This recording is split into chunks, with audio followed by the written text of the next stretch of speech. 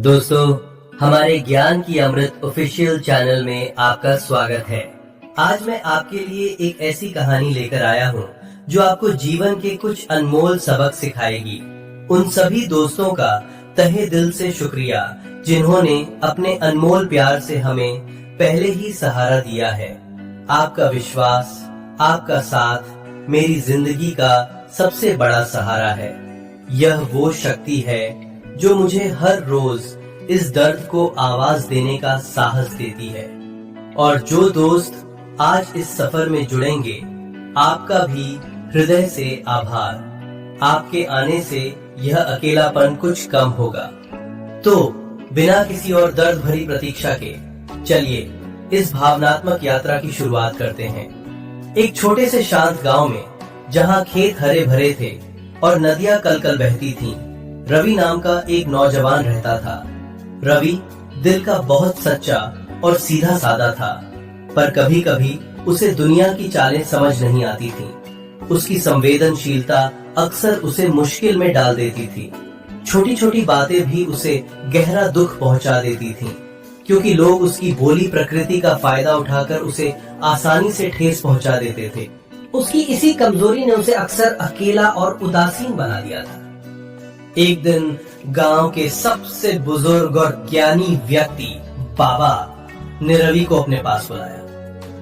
बाबा ने अपनी अनुभवी आंखों से रवि की उदासी को भांप लिया था। उनकी गहरी दृष्टि ने रवि के भीतर के दर्द को महसूस कर लिया था। उन्होंने प्यार और धैर्य से कहा, रवि, क्या तुम सच्ची खुशी पाना चाहते हो? भले ही दुनिया कितनी भी बदल जाए, भले ही तुम्हें कितनी भी मुश्किलों का सामना करना पड़े। रवि ने आंखों में उम्मीद लिए धीरे से सिर हिलाया। उसकी चुप्पी में उसकी पीड़ा और जिज्ञासा दोनों छिपी थी। बाबा ने अपनी पुरानी लाठी उठाई और बोले, तो मेरी 4 बातें ध्यान से सुनो बेटा। ये बातें तुम्हें जीवन के हर मोड़ पर राह दिखाएंगी। जीवन के 4 अनमोल सबक। सबसे पहले बाबा ने शांत स्वर में समझाया, अपना हर सच हर किसी को मत बताओ। इस दुनिया में लोग तुम्हारी सच्चाई में तुम्हारी ताकत नहीं, बल्कि तुम्हारी कमजोरी ढूंढते हैं। वे तुम्हारी निजी बातों का इस्तेमाल तुम्हारे ही खिलाफ करेंगे और फिर उसी का मजाक उड़ाते हैं। अपनी गहरी बातें, अपने सपने और अपने डर सिर्फ उन्हीं से कहो जिन पर तुम आंख मूंद कर भरोसा कर सको। हर चमकती चीज सोना नहीं होती बेटा। रवि ने गहरी सांस ली। उसे याद आया कैसे उसने अपने करीबी दोस्त को अपनी सबसे बड़ी इच्छा, एक दिन बड़ा वैज्ञानिक बनने की बात बताई थी, और बाद में उसी दोस्त ने सबके सामने उसका खुलेआम मजाक उड़ाया था, जिससे उसका दिल टूट गया था। बाबा ने इस पर एक कबीर की वाणी सुनाई, निंदक नीरे राखिए आंगन कुटी छवाए, बिन पानी साबुन बिना निर्मल करे सुभाए। उन्होंने समझाया, जो तुम्हारी बुराई करे उसे अपने पास रखो ताकि तुम अपनी कमियों को जान सको, पर हर किसी को अपनी सारी बात बताकर उन्हें तुम्हारी कमजोरी जानने का मौका न दो। कुछ बातें अपने तक ही सीमित रखना बुद्धिमानी है। हर जगह दिल न लगाओ, बाबा आगे बोले, हर जगह दिल मत लगाओ। इस दुनिया में ज्यादातर रिश्ते जरूरत और स्वार्थ से बनते हैं। जब लोगों का मतलब पूरा हो जाता है तो उनके चेहरे बदल जाते हैं। वे तुम्हें ऐसे छोड़ देंगे जैसे तुम कभी थे ही नहीं। रिश्तों की गहराई को समझो और हर किसी से उतनी ही उम्मीद रखो जितनी वो वास्तव में रख सकता है। भावनाओं के निवेश में समझदारी बरतो। रवि ने सोचा अपनी उस पुरानी सहेली के बारे में जिसने सिर्फ काम पढ़ने पर ही उससे बात की थी, नोट्स लेने या होमवर्क में मदद के लिए, और काम पूरा होते ही उसे पहचानना बंद कर दिया था। यह अकेलापन उसे अब भी कचोटता था। बाबा ने इस बात पर कबीर का दोहा कहा, जब लग पैसा गांठ में तब लग ताको यार, यारी दोस्ती रिश्तेदारी, जब लग पैसा गांठ में तब लग ताको यार।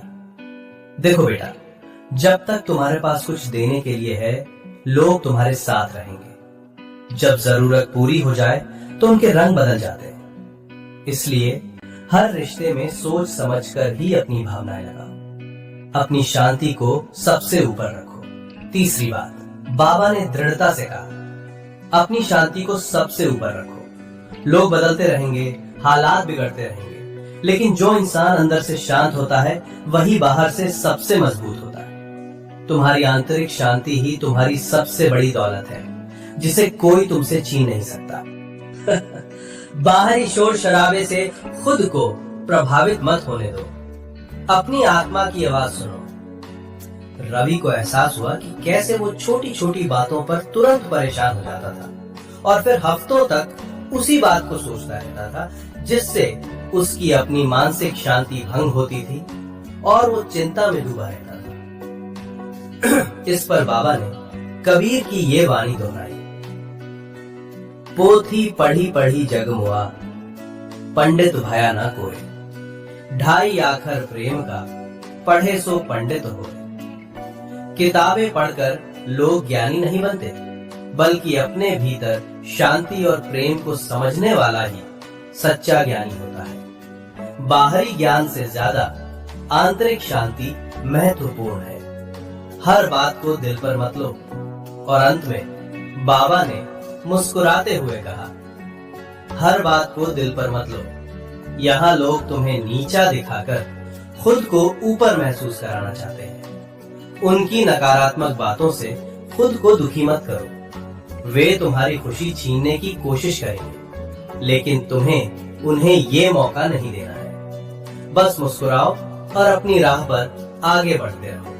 तुम्हारी मुस्कान ही उनकी ईर्ष्या का सबसे बड़ा जवाब होगी और तुम्हारी सफलता उनका मुंह बंद कर देगी।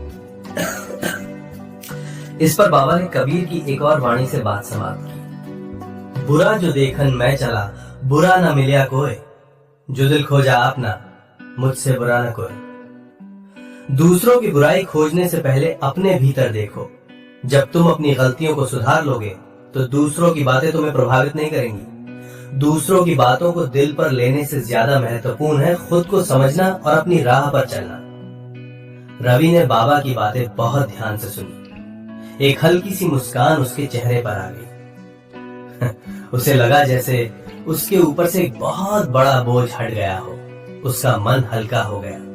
उसने बाबा को आदर पूर्वक धन्यवाद दिया और अपने घर की ओर चल दिया। पर इस बार उसके कदम हल्के थे और मन शांत व आत्मविश्वास से भरा हुआ था। उस दिन के बाद रवि ने इन 4 बातों को अपने जीवन में उतार लिया। उसने देखा कि धीरे धीरे उसकी परेशानियां कम होने लगी और वो पहले से ज्यादा खुश और आत्मविश्वासी रहने लगा। गांव के लोग भी उसके सकारात्मक बदलाव को देखकर हैरान थे। रवि अब पहले से ज्यादा मजबूत और समझदार इंसान बन चुका था।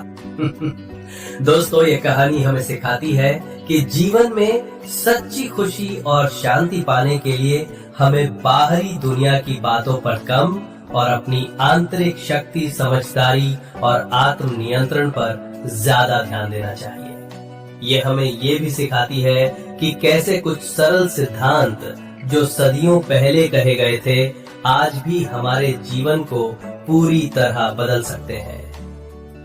फ्रेंड्स, अगर ये कहानी और इसका वीडियो आपके दिल को छू गया हो, अगर इन लम्हों ने आपकी सूनी आंखों में एक उम्मीद की किरण जगा दी हो, तो हमारी एक छोटी सी पर दिल से निकली गुजारिश है, आपके प्यार और प्रोत्साहन से ही हमारा ये मुश्किल सफर आगे बढ़ेगा। अगर आपको हमारा ये दर्द भरा प्रयास पसंद आया हो तो कृपया चैनल को लाइक, शेयर और सब्सक्राइब करके हमारा हौसला जरूर बढ़ाइएगा। और अगर आप ऐसी ही कहानियां सुनना चाहते हैं जो दिल की गहराई तक उतरें, तो कमेंट करके जरूर बताइएगा। आपके कीमती समय और इस कहानी को इतनी संवेदनशीलता से सुनने के लिए दिल की गहराइयों से बहुत बहुत धन्यवाद। आपके साथ का ये एहसास हमारे लिए अनमोल है और हम इसके लिए हमेशा आभारी रहेंगे।